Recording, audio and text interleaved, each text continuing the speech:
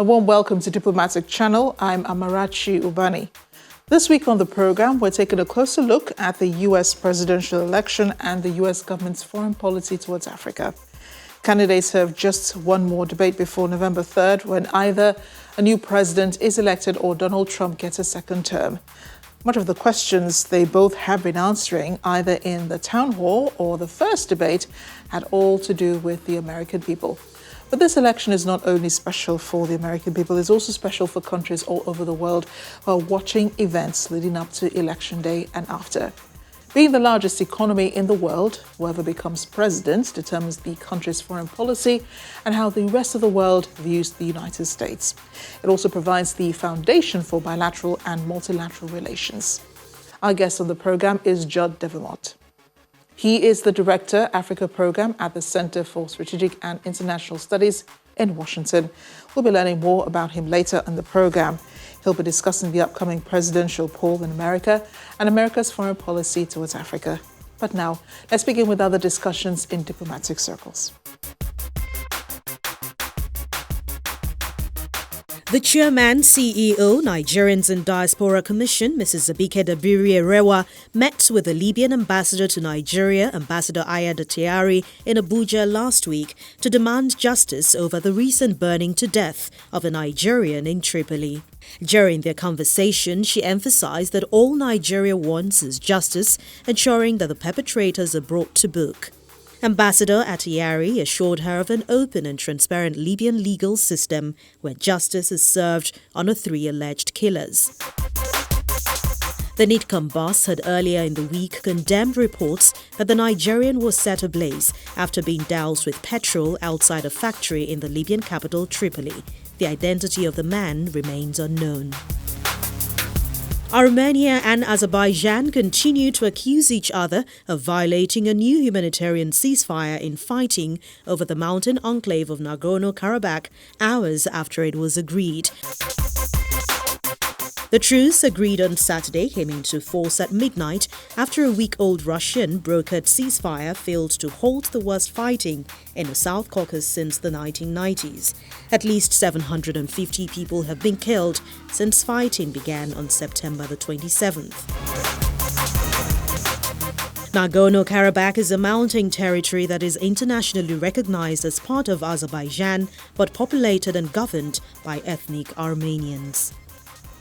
And finally, senior British Minister Michael Gove says the chance of striking a post-Brexit deal with the European Union had fallen because the bloc had not been willing to intensify talks or produce detailed legal text. He says both the EU and the UK need to compromise to reach a deal, but the EU side is not doing so at the moment. No, I want a deal. I'm keen to conclude one, but it takes both sides to compromise in order for there to be one. The EU side is not doing so at the moment. And if the choice is between accepting a deal in which our hands are tied and we don't have control over our own waters, or leaving and being clear that we're honouring the mandate that the British people gave us to take back control, then we have to take back control. Welcome back. With the U.S. presidential election barely 2 weeks away, it's time to look into America's foreign policies, especially as they affect relations with Africa. Here's more in this report.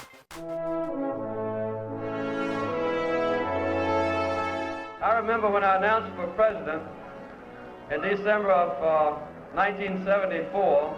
Jimmy Carter was the first American president to make a state visit to sub-Saharan Africa when he came to Nigeria in 1978. And in fact, all along, agreement on... His visit came at a time when his administration was trying to improve relations with a country it considered as the most influential black nation in Africa.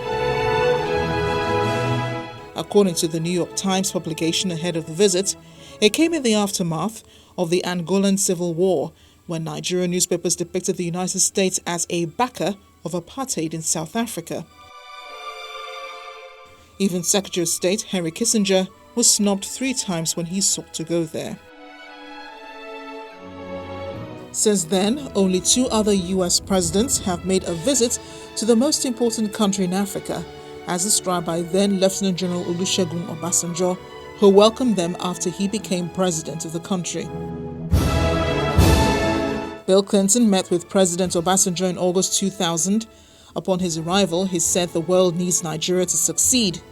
It was the first visit by any U.S. president after the last military head of state, General Sani Abacha, died, and 15 months after Chief Obasanjo was elected president in a democratic transition. It was also the first visit since Jimmy Carter's in 1978.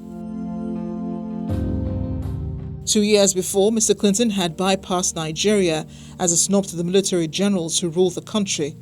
He promised aid packages for primary education and disease prevention that would raise to $108 million, aid which the U.S. currently provided. America's policy towards Africa at this time was based off on economic relations. The Clinton administration prioritized market reform and free trade as a mechanism for development and democratization. The African Growth and Opportunity Act bill was signed into law in May 2000, with the basic provisions covering quota on textile and apparel products from sub-Saharan Africa into U.S. markets, among other things. George W. Bush visited Nigeria in July 2003.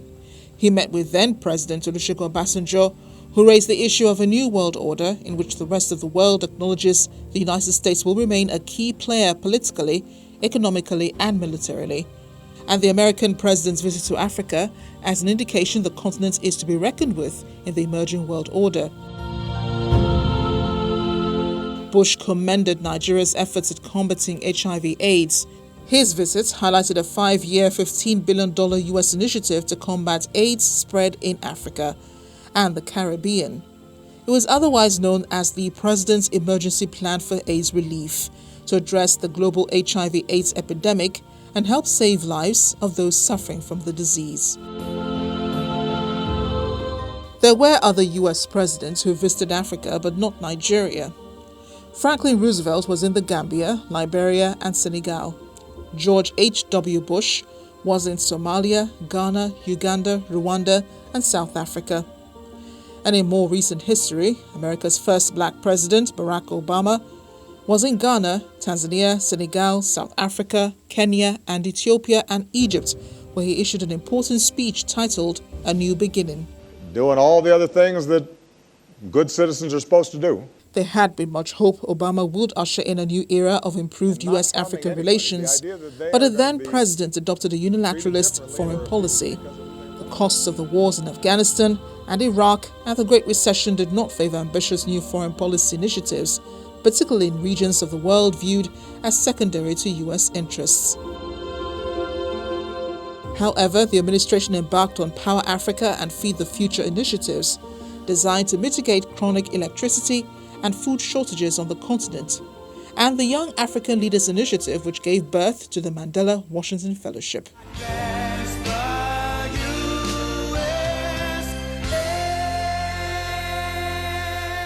Current President Donald Trump has not visited any African nation, but according to an article by the Council of Foreign Relations, his administration has carried on many constructive policies of its predecessors, due largely to bipartisanship in Congress. The administration's Prosper Africa initiative is designed to assist U.S. companies seeking to do business in Africa. It reportedly advanced the cause of Democratic Republic of Congo by supporting the exit of Joseph Kabila in 2019 and supported Sudan's fledgling democracy following the overthrow of Omar al-Bashir. However, his administration also imposed a number of restrictions on travel and refugee settlement, fulfilling promises made to Trump's political base. Only 2 African presidents have held one-on-one meetings with President Trump at the White House: Nigeria's President Muhammadu Buhari and Kenyan President Uhuru Kenyatta. Cause you're in a new town, there's no need to be My guest this week is the Director, Africa Program at the Center for Strategic and International Studies, a U.S. think tank where he has led the U.S. intelligence community's analytic efforts on sub-Saharan African issues and served as the Director of National Intelligence's personal representative at interagency policy meetings. He was the Central Intelligence Agency's senior political analyst on sub-Saharan Africa and served as the National Security Council Director for Somalia, Nigeria, the Sahel, and the African Union from 2011 to 2013. He also spent 2 years abroad working at the U.S. Embassy in Abuja from 2008 to 2010. He joins us from Washington. Judd Devermont, thank you for joining us on Diplomatic Channel. Thank you. I'm delighted to be here. It's great to have you here. How would you describe America's foreign policy towards Africa under the current administration? Well, it pains me to say this, but I think it's been pretty neglectful, at times mean-spirited, and it's China-obsessed. And I think that there has been a number of really negative ramifications because of that. It's just quite frankly that Africa does not get the attention that it deserves or that historically it has had in previous administrations. Some policy analysts say the administration has carried on many constructive policies of its predecessors. There are other analysts who say that America needs to do more with Africa. What do you think? Which one is it? Have they, carried further the constructive policies of previous administrations, or do they still need to do more with Africa? And what will that look like? Well, it's a little bit of both. So my opening statement about sort of the intent is that it has been mean-spirited and neglectful. And I think from the president and the secretary of state, you've seen a very limited engagement. No president, starting with Kennedy, has met with fewer African leaders in the Oval Office since President Trump. He's met with President Buhari and President Kenyatta, and that's it. No secretary of state in the last two administrations has had fewer trips to the continent. But what has been true is that Congress, the U.S. Congress, remains committed to Africa and has prevented the Trump administration from making cuts. And our diplomats in our embassies have done their very best to keep things going, keep things on track. And the one positive note of the Trump administration, in my view, has been trade and investment. And they've made a number of efforts to really push for greater trade and investment between the United States and sub-Saharan African countries. Now, I also agree that lots more should be done. Africa is the future, right? We know that the population of the continent will double between now and 2050. Nigeria will be the third largest country in the world, surpassing the United States in 2045. And if you start with that as your basic point, that means that we should be doing a lot more in terms of engaging with our African colleagues and counterparts and elevating African voices in the globe, in global affairs, international affairs, because every problem and every solution will have an African dimension to it. It's interesting you say that, because every American president who makes it to office does emphasize the importance of Africa to the United States. They talk about the partnerships that they have, talk about how important Nigeria especially is in Africa to the United States. But then again, when you go further into the administration, into the tenure of these presidents, you still find a lag somewhere. And I think we noticed that even with former President Bill Clinton, as well as George W. Bush. Yeah, I mean, look, there's a long to-do list for every U.S. president. There are challenges in the Middle East, issues in Europe with China, and I think our challenge of those of us who are friends of Africa is not to oversell and not to undersell. And one of the reasons why I think Africa has probably not got its due sometimes, although let's be clear, President Clinton had the African Growth and Opportunity Act. President Bush had PEPFAR, which was a huge development program. I mean, a huge response to the health challenges on the continent. President Obama had Power Africa. So there's been these great initiatives. But what the challenge is that we talk about Africa exclusively within the realm of African issues. We don't talk about, and I think this is how you move it up the ladder in terms of interest, about how Africans will play an important role on climate change, how Ngozi Okonjo-Iweala may be the head of the WTO, and so African voices will be critical in trade and investment. I think that if we unite the continent and the countries of Africa and connect them to global issues, I think there could be a more robust engagement beyond what I think are milestone and landmark programs from previous administrations, but going a step further. The narrative against China by the United States has been, I think, even more obvious, more prominent with this present administration. And that's because, you find China in almost every part of Africa, in developmental, in infrastructure. You find China, you find them making these simple deals with African countries, deals that are easily, repayable and so on. Why is America so afraid of China's influence in Africa? Yeah, I think that the United States under this current administration doesn't have a very nuanced view about China, which I think presents some opportunities for Africa. But I also think that China presents some threats to U.S. interests and to African sovereignty. And we have to be a little bit less black and white.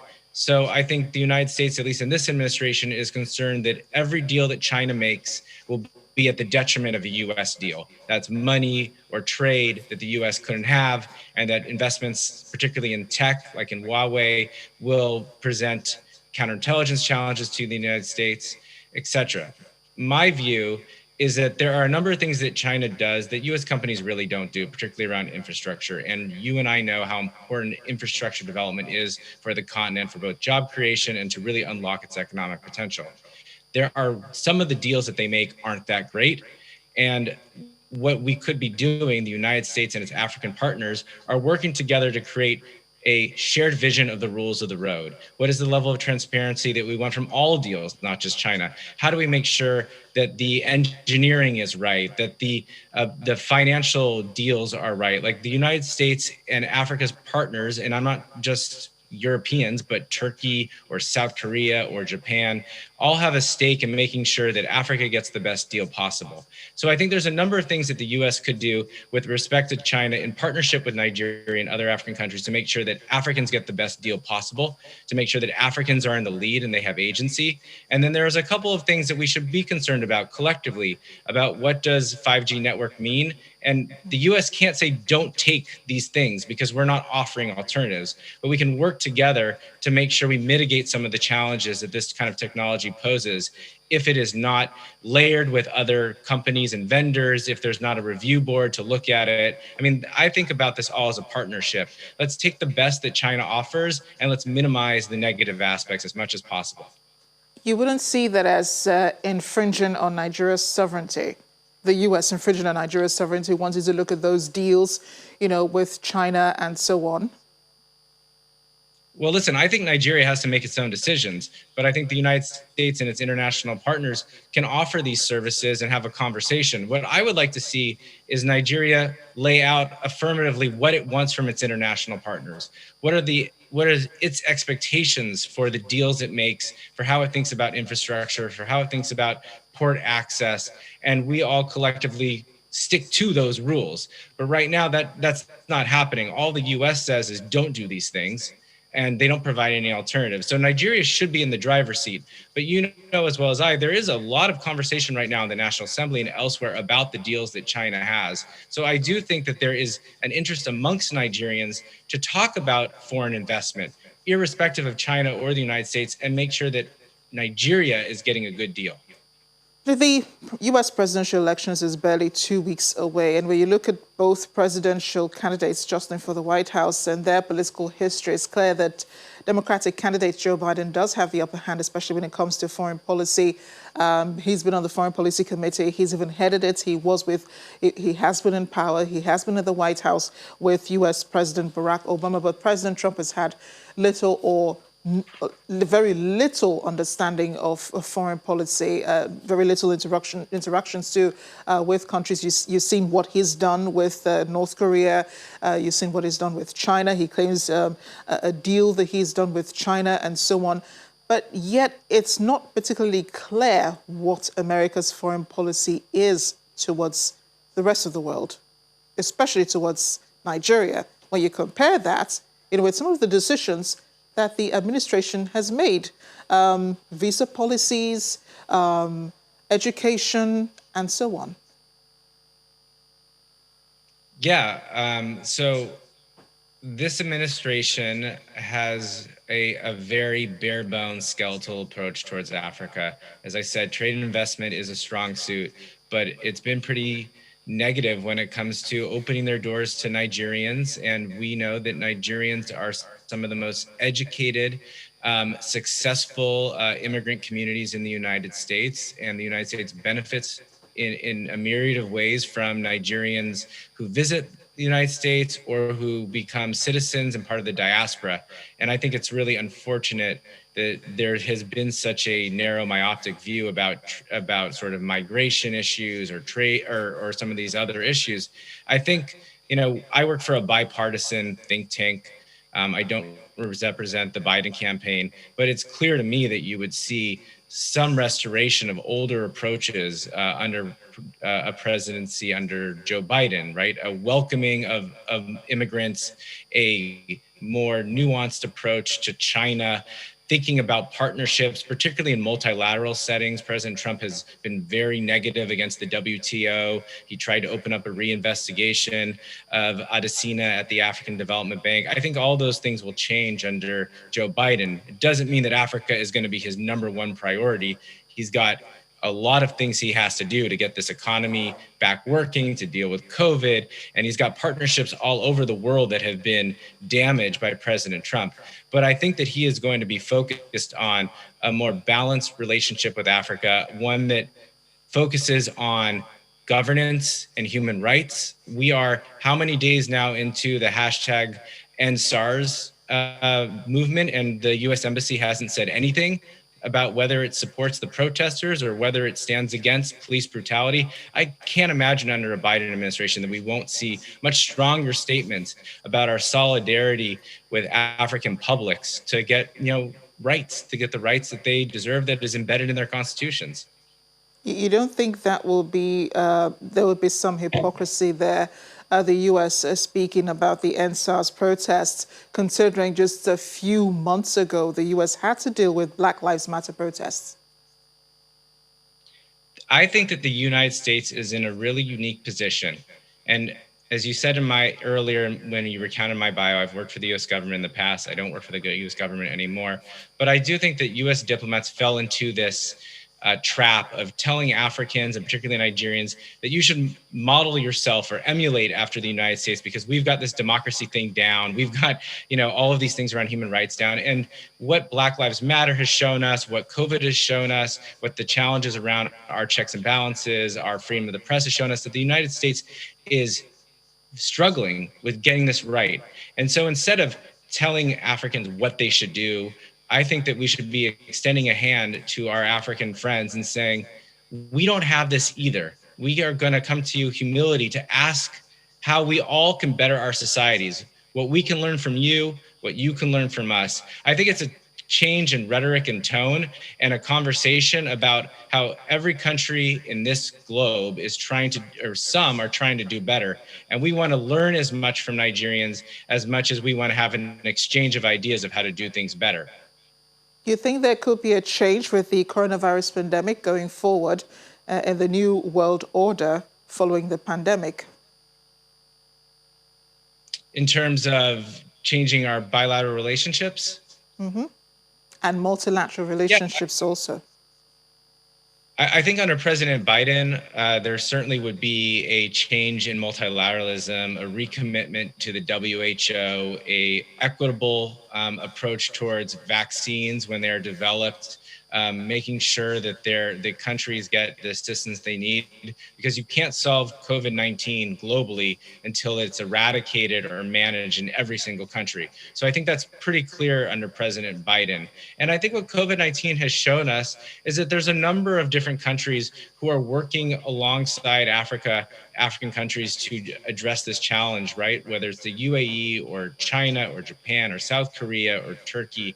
And I think that there is a utility in having a more unified approach, working with the African Union, working with African partners, instead of doing this all by ourselves, which is what the world is doing. Thankfully, the African countries are showing us real leadership by working together. And we could go through a number of countries on the continent that have been exemplary in terms of their approach to the coronavirus, in terms of lowering the cost of testing, communicating best practices, and letting science lead. Judd Devermont, thank you again for joining us on Diplomatic Channel. It's my pleasure. Thank you. This is where we end the program today. Thanks again for watching. We'd love for you to share your thoughts on any of the issues discussed using the addresses showing on your screen. I'm Amarachi Ubani. I'll see you next time.